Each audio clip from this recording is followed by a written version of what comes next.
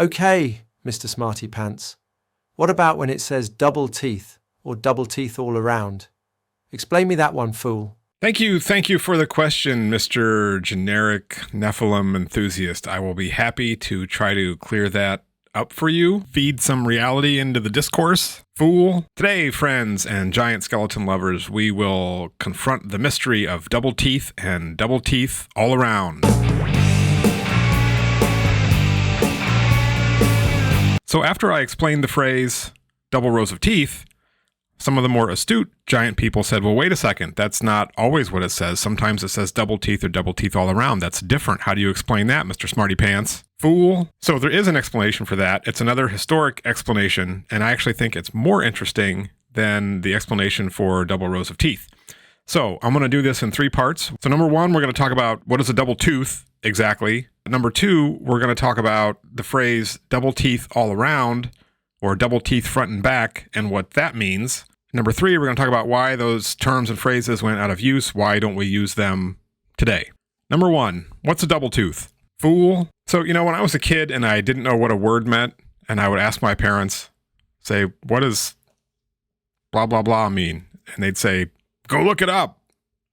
And it's not that they didn't know, but, they wanted to teach me how to use a dictionary. And so that skill came in use because when I wanted to know what a double tooth was, I looked it up.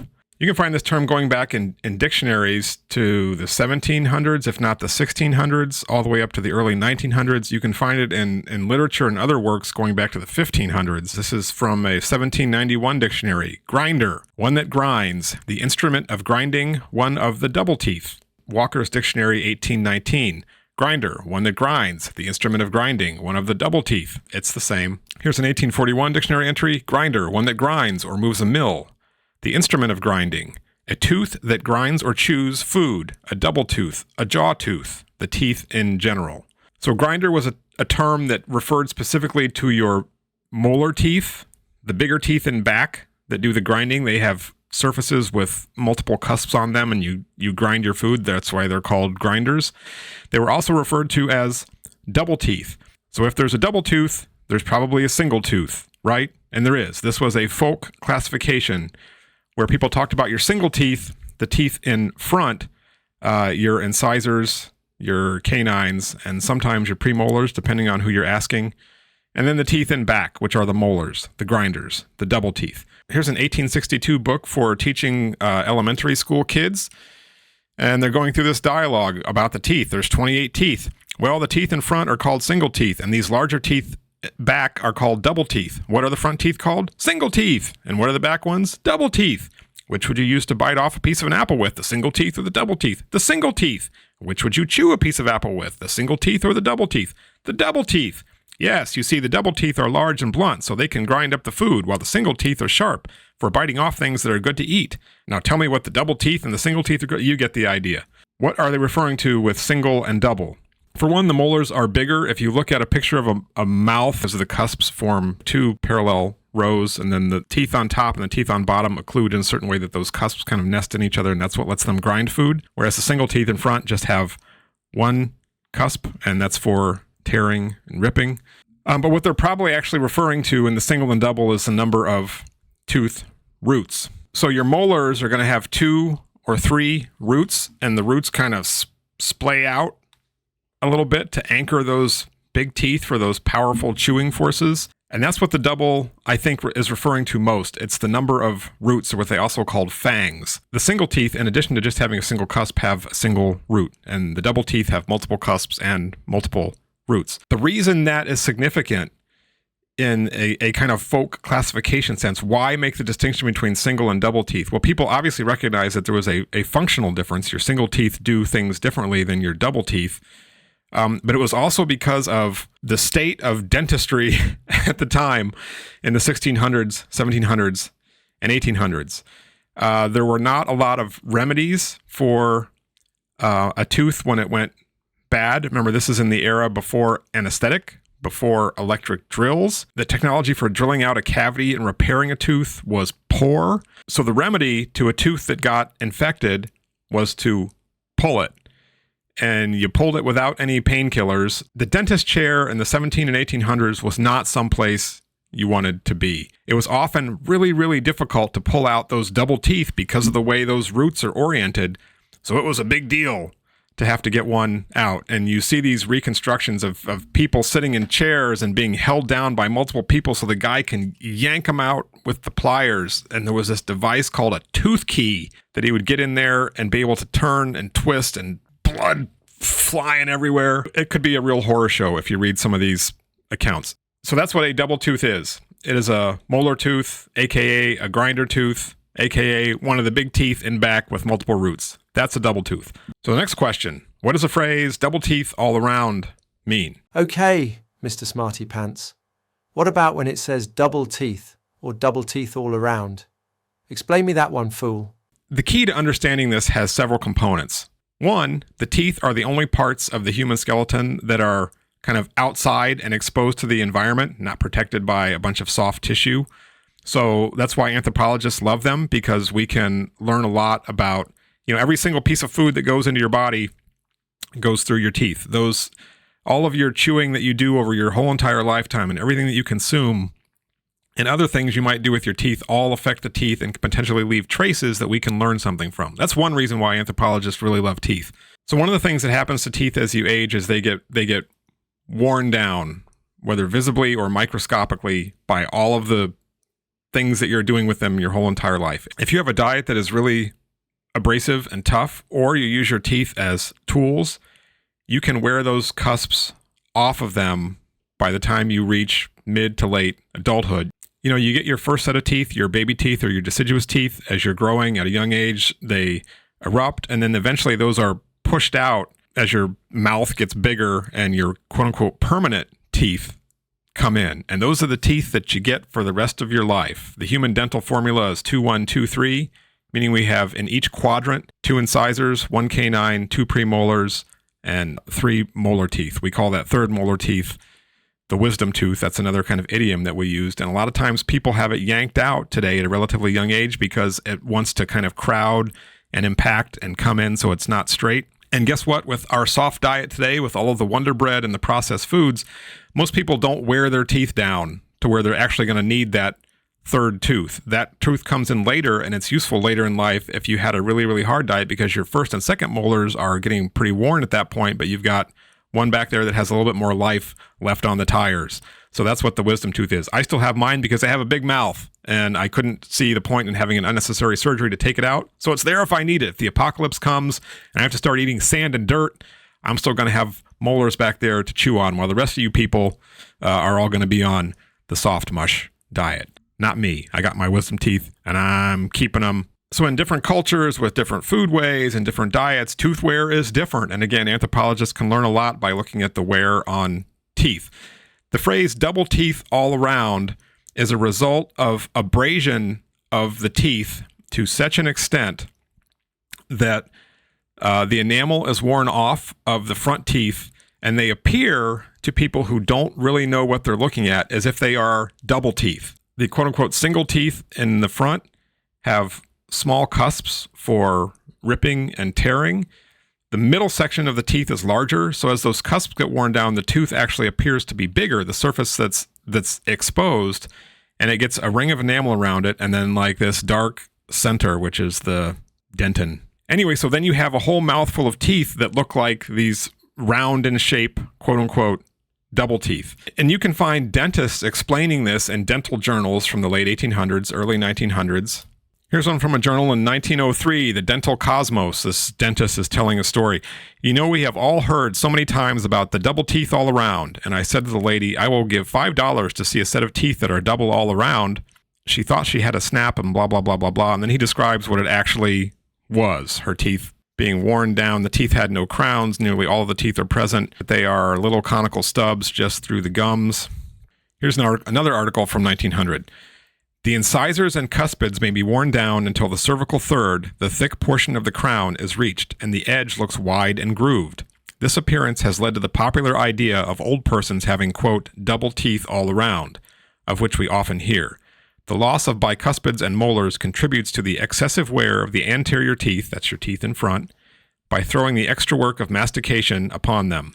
From irregular loss of teeth, irregular wear of the remaining teeth often ensues and produces some curious forms as the result of excessive attrition in a few localities.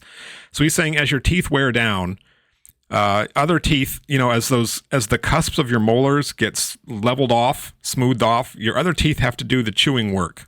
So they start to get worn differently, and you kind of lose that symmetry of the way the mouth is designed to work for chewing, and you get strange wear patterns. And one thing that happens is those front teeth have to take over some of the chewing load because the cusps on the back teeth aren't capable of doing it anymore. You can't have a grinding stone that's perfectly flat and smooth. It doesn't work that way.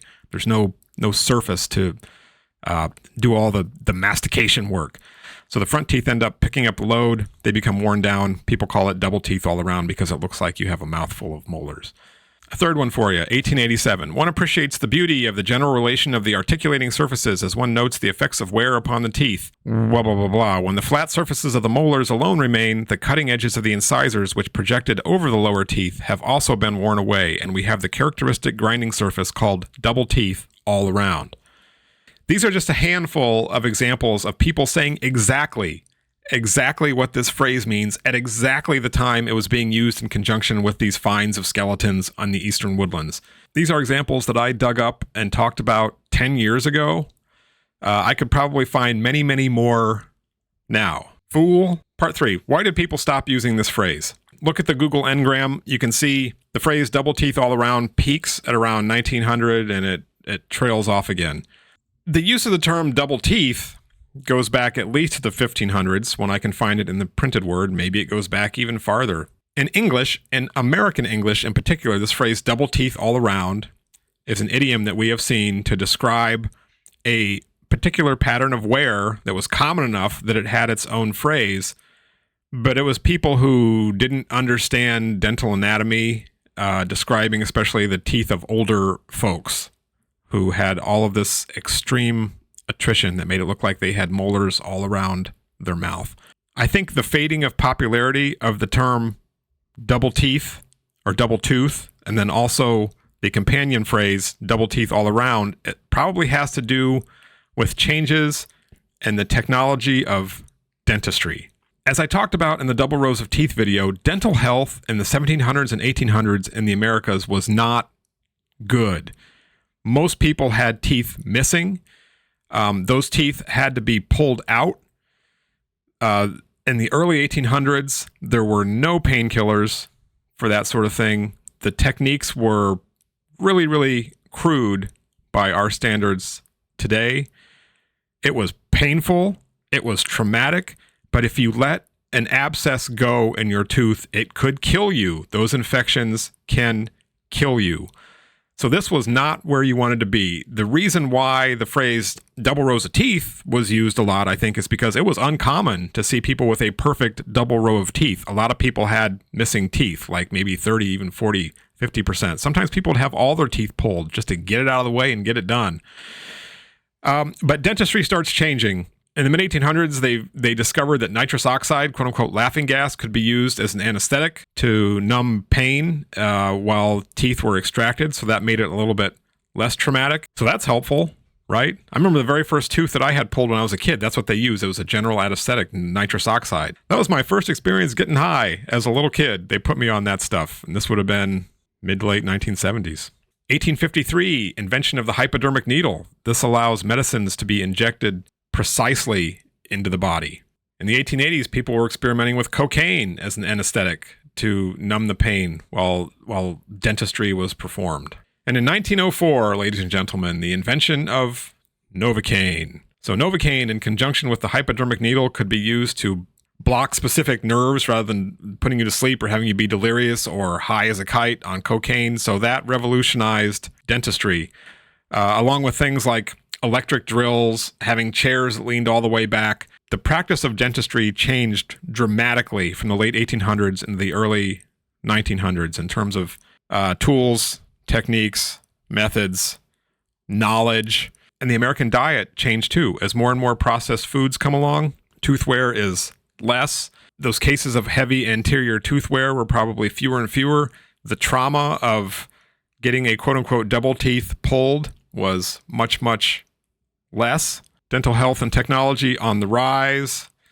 Trauma going down. The folk classification of single versus double teeth fades away, probably partly for that reason, and maybe partly because it just faded away. And people seeing examples of really heavy tooth wear that they describe as double teeth all around also kind of fade away as the American diet gets softer and softer and tooth wear becomes less and less. I consider myself a public servant. I solved this mystery for you, Nephilim enthusiasts. You're welcome. I know you will never thank me. This was all stuff I figured out 10 years ago and I published on my blog. Anybody in the current day who wants to be a quote-unquote researcher and talk about giants and the Nephilim, who is still using things like double rows of teeth and double teeth all around as evidence of some kind of different non-human anatomy or special genetics or supernatural origin for these things, is either amazingly ignorant in this day and age with all of the information that's out there, or lying his ass off. I think there's probably both of those things that happen. There's a spectrum. I've had some good conversations with people. It's like you go to the racetrack and you buy a ticket for your horse because you like his name, and you sit there and you're on pins and needles thinking that you've got something, and then he loses, and then you take your ticket and you throw it on the ground, you throw it in the garbage can, and you walk away. That's what most reasonable people do when they lose one. There are some people out there who are not reasonable, who will still hold on to this. The giant was 12 to 14 feet, flaming red hair, double rows of teeth. Bless your heart. Bless your heart. If you think double teeth all around is helping your case, or if you're helping your case by bringing this kind of stuff up. Anyway, it's really interesting historically, and I've got enough in there to write a book chapter, if not a whole article or a whole book on this, and maybe I will someday, but right now I still have to keep the lights on and take care of my day job. So go to the dentist. Go to the dentist when you're young. It's worth it. If you want to look back at the 1800s as the good old days, try winding the clock back on your dentistry. See how that works out for you. Have fun. Let me know how it goes. All right, that's what I wanted to say about that. Have a good day. Bye-bye.